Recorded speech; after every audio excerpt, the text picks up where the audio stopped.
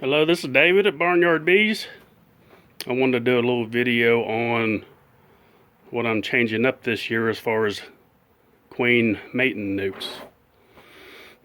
Last year, this is what I used here. I used what they call mini mating nukes.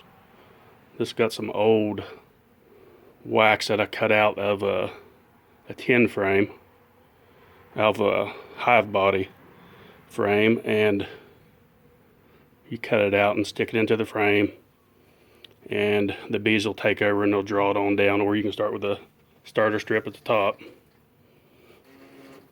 and work every other one. And you can see here, right here's an old queen cell that you put in between the frames. Like there's your queen cell. You put it in between your frames with a cup full of bees and wait and let the queen hatch, let her fly out and mate and come back, and when she comes back and starts laying pretty decent, then she's ready to sell or move into any hive you want to put her in. Now my problem with this was the area is so small that these get crowded really fast, which causes a problem because I lost a lot of queens because they swarmed really quick and it doesn't give you any time at all. So you got to be on top of these really all the time. You got to be on top of them. And I work a full-time job at night shift, 12-hour shifts, so I'm not a full-time beekeeper yet. I'm a full-time beekeeper. I don't do it for a living yet. So it's really hard to keep up with these mini mating nukes, and when it gets hot, these boxes overheat really fast. So what I've done this year, I'm doing away with these, and this is what I'm doing. This is a regular hive body frame. Let's start from the top. Take the lid off, and the feeder's on top. And what I did, I took the feeders from my nukes and cut them down to size. It was real simple to do. I more or less just cut them in half so they'd fit these little 2-frame mating nukes. And I used a ½ gallon milk jug. It fits perfect down in there. So it doesn't hold a lot of sugar, maybe a pint, maybe. But there's not a whole lot of bees going to be in here, so that's not really going to be an issue. So inside, we got 2 frames, 2 full-size hive body frames.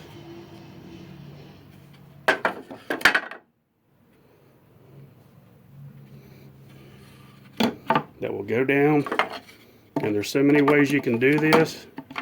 You can do a walk-away split. You can pull out a frame of young brood, freshly laid eggs, 1, 2, 3 days old, and put them in here and just let them go, and they're going to make a queen. Or you can put bees in there and you can put a queen cell just like you could with the mating nukes, same thing. And the good thing about these is if this ever gets overcrowded, I can pull out a frame of bees and stick it in another hive and start another split. Or I can always even shake the bees off and put it in an existing hive, and that'll solve that problem being overcrowded. Plus, with those mini mating nukes, you basically have about area size, about the size of this frame cut down into 5 frames. So you can about cut 4 or 5 of these small frames, equals about 1 of these. So we got double the space. And last year we had a lot of problems with wax moths when you make queens, it's hard to keep a strong box because you're constantly pulling that queen. You're introducing a new queen, and you got several days there where she's going to have to fly out, mate, come back. That could take 2 weeks before she even lays again. So your hive is getting weak, and with these mini mate nukes, you just can't pull out a frame from another nuke and put in there because they won't fit. But with this, I can. I can pull out a frame of brood if I want to, if they start getting weak, and keep the numbers up high enough. And then keeping the numbers up high enough, we're not going to have a wax moth problem as bad. Because last year in the 5 frames, I had to pull out frames that didn't have bees on it. Say if you have 5 frames and the bees are only on 2 of them, well, 3 of them, if you leave them, the wax moths are going to get them. And then they pretty much take over your whole hive. So what I had to do was pull those frames out and put them in a box to leave the lid open. Sometimes I just stacked them on the frame right beside it to keep them exposed to daylight. Then the wax moths wouldn't bother them that way. So that's what I'm doing this year. I think this is going to work out really good.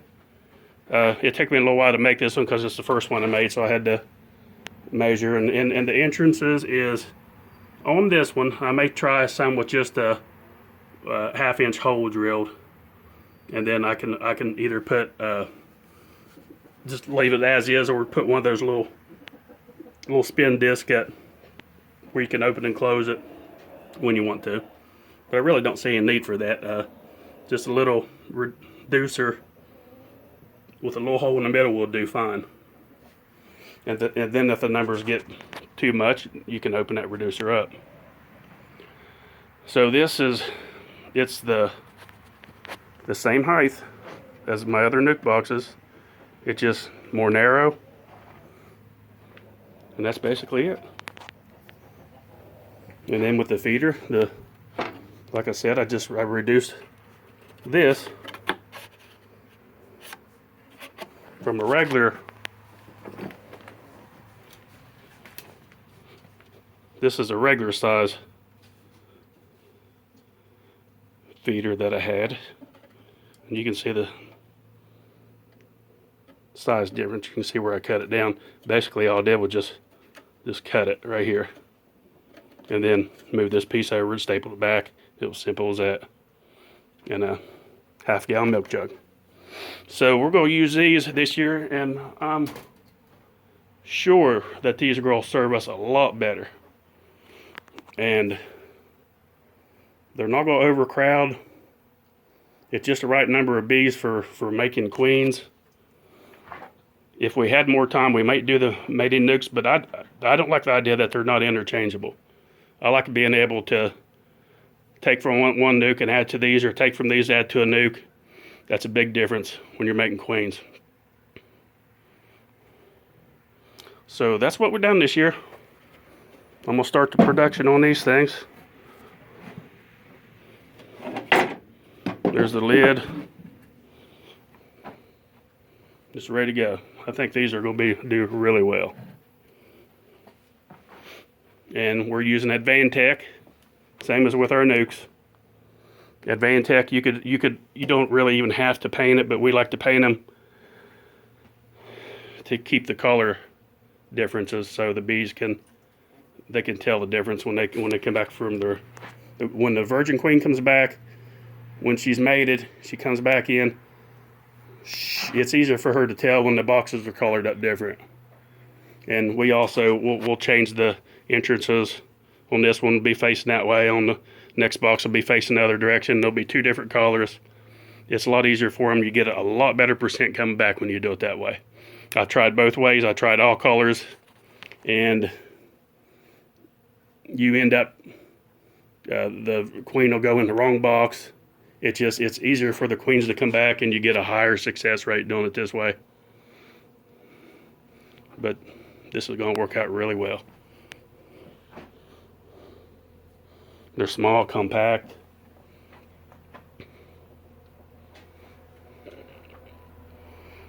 But there it is. We're excited about these. Getting ready to make some queens this year. Thanks for watching Barnyard Bees.